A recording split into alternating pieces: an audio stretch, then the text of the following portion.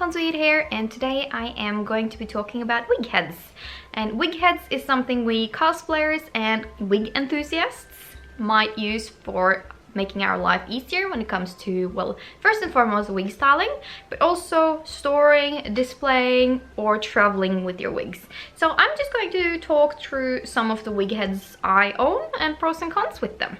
The most standard stereotypical wig head you're gonna come across is the styrofoam head. So the styrofoam head is something you can get in most craft stores now. Even in Norway, I didn't really have access to these when I started out, so I was the weirdo that bought several of them in bulk on eBay back in the day. But now you can even get them in like Creative Company and Panduro here in Scandinavia, or Norway at least. So yeah, this one here, it's good for traveling with, it's good to display your wigs on, but I wouldn't use this to style my wigs. And that's because these styrofoam heads tend to be quite small. Like, my head is much larger than this one. So if I were to use this, I would have to pad it out. And a styrofoam head is also very lightweight, like it's gonna fall and tilt. So the weight of a wig could very easily pull down on it. They are, however, very good for, you know, like putting pins in, because needles will just go straight into it. So securing your wig while traveling, great. And also for display. So these are my display heads, really. Another head I use for display and traveling are one of these. This hair is very, very old and kind of ratty, but it's basically just a collapsible wig head that comes like in separate parts. The top part can come off and these can split and separate, but I've already broken a few and I don't need to do that. These are obviously good for very basic styling in terms of like cleaning and drying them. So I like using them also for display, but these, there is no way you can style a wig on these. They're really not good for that, but they're good for display and for, like, you know, here is my wig selection, if that makes sense. And these are very cheap and you buy them often in bulk flat pack. So for a beginner maybe, but don't style your wigs on these. The best wig heads, in my opinion, are the hair salon wig heads. And this is my beautiful doll. Her name is Cersei. And she has been with me for quite some time now. This was gifted to me by one of my hairdresser friends, Sophie Ries, if you know her. Shout out. And I've trimmed off all the beautiful locks she came with. She has a couple of lines on her, and I'll talk about those in a bit.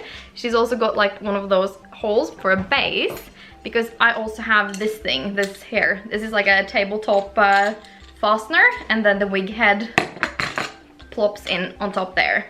And this is the wig head, because with the clamp and the attachment you can fasten it. So that means whether the wig is heavy or light, whether it's you know, long or short, it's gonna be much easier for you to, first of all, brush it out, just brushing your wig out, but also styling it. And you know, you can even travel with it. Bobby pins will also penetrate the scalp of these like this. So if you can only afford one head, splurge a bit and make it this one instead of the styrofoam, and also make life easier for yourself and get a base. It's not necessary, but it's gonna make your life easier as a cosplayer and a wig enthusiast. Because this one here, it will make sure things stick. And the fact that her hair is like shorn short also provides grip for your wig to stick on. The lines on her face. Now that's interesting, because obviously if you want to do certain types of styling, this head is also smaller than mine. So for instance, bangs, especially out in this area, since my face and head is wider than hers, be careful styling your wig on these dolls. I see it very often that people and wig enthusiasts style a wig on a doll head and then they put it on themselves and they see that, oh, the bangs are much shorter on me than they were on the doll. It does not look right anymore.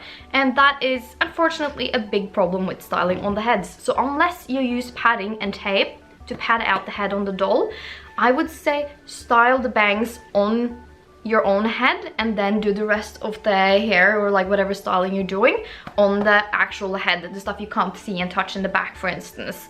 Because yeah, that's just going to provide a better result for you. That being said, I think it's very important to place your wig appropriately on the doll head when you style on it, so that you're certain safety. You got like a certain safety net in that it's gonna hit the same places. So I've drawn up where my hairline starts and where is between like where I would want fringes to hit, right? So like about here on me. So that's about the same length on me as it is on her. And that's just like a little guideline to make my life easier when styling and making sure the wig sits appropriately. Yeah, wig heads. Wig heads are great. It's great to have, again, for whether you want to style or if you have a very elaborately styled wig that you can't just store in a plastic bag in a box somewhere and you want to take better care of it. So consider investing in a couple of wig heads. Do this one for styling and maybe consider this one for storing and displaying. But a little bit of everything goes a long way, and again, this will make your life easier. Get yourself a Cersei. Anyway, that's it for me and Cersei, and I hope it was useful, and if it wasn't, thank you for the company. See you next time.